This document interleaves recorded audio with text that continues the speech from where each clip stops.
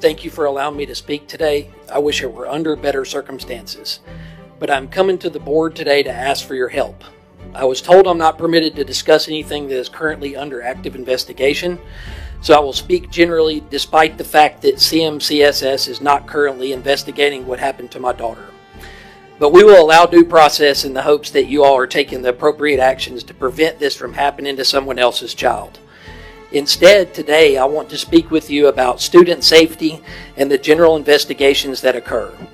I didn't really want to be up here tonight. I think most parents would agree that we'd much rather just trust that our kids are safe at school and go about our lives, but right now I can't say that I feel that way. What happened to my child should never happen in any classroom. I understand there's an investigation going on. I understand there are procedures, but what's been just as difficult as the incident itself is everything that comes after, or honestly, what hasn't come after. There's been silence. My daughter's situation has been known about since March 9th. That's not yesterday. That's not last night. That's enough time for someone to stand up and say, we see this, we take it seriously, here's what we're going to do. And instead, families are left trying to piece together on their own, and I've come to learn we're not the only family who has experienced this treatment in this district. We shouldn't have to dig for answers when it comes to our kids. There's something else that really needs to be said. Children may be questioned about serious situations without their parents even knowing or being privy to. I want you to hear this clearly, that is not okay. If a child is dealing with something serious, upsetting, or something they don't fully understand, parents need to be involved. Not later, not after the fact. My daughter or any other child shouldn't have to carry that alone, and parents shouldn't be the last ones to know.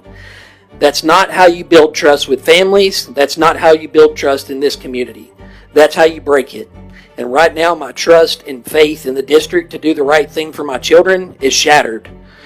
We send our kids to these schools every day, believing they're going to be safe, that the adults in charge are going to do the right thing when something isn't. That belief depends on honesty. It depends on communication. It depends on people being willing to step forward when something serious happens.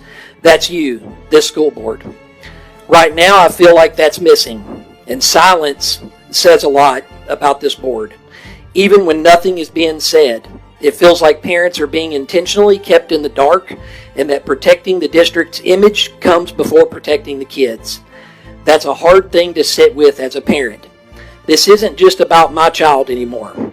Since this came out, other families have reached out and shared their concerns. Some have said their kids were uncomfortable before this. Some have said they've been more comfortable after. Speaking up and hearing those voices and what happens is what matters. Those voices have been ignored. There were signs before this. Were they taken seriously? They were not. Were they handled quietly? They were. If students were moved, classes changed, situations arose over a teacher, and concerns were raised, if families weren't told, that's a problem.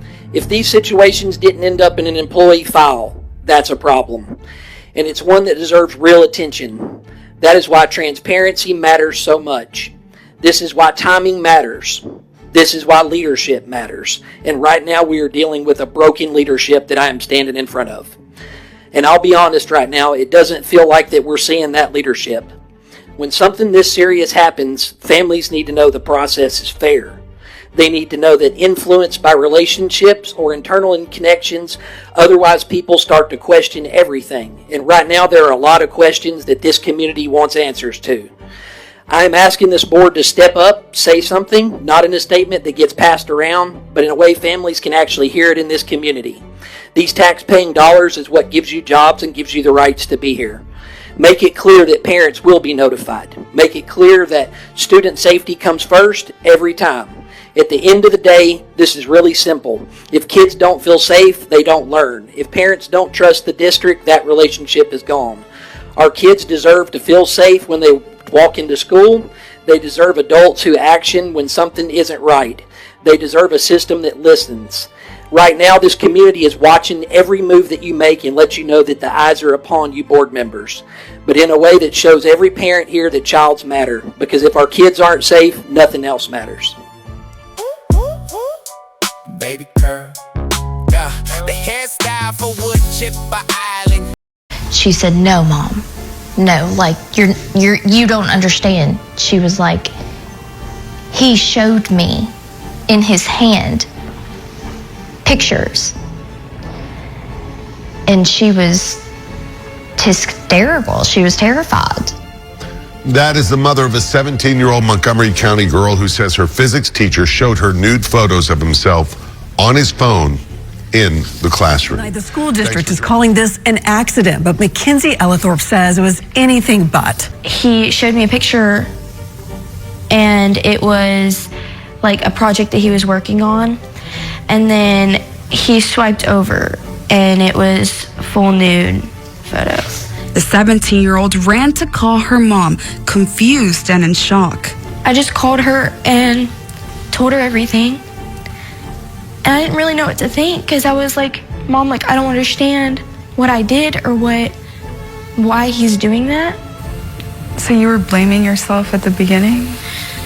Yeah, just because, like, I looked up to him because he was my teacher. And so I'm like, why me? The family called the Montgomery County Sheriff's Office. For her to see somebody that she sees every day, that is her teacher, and to purposely show her, holding something out and showing her, that's disgusting, and it scared her. It's traumatizing. And she had never seen anything like that before. In a statement, the school district says law enforcement is investigating teacher Matthew Vedder, who they say accidentally and briefly displayed an inappropriate photo. When that happened, did it seem to you like it was an accident? No, because, I feel like if it was an accident, he could have jerked his phone away. He could have said, "Oh my gosh, I'm so sorry. Like, you were not supposed to see that," but that's not what happened, so. He just kept sliding? Pretty much, yeah.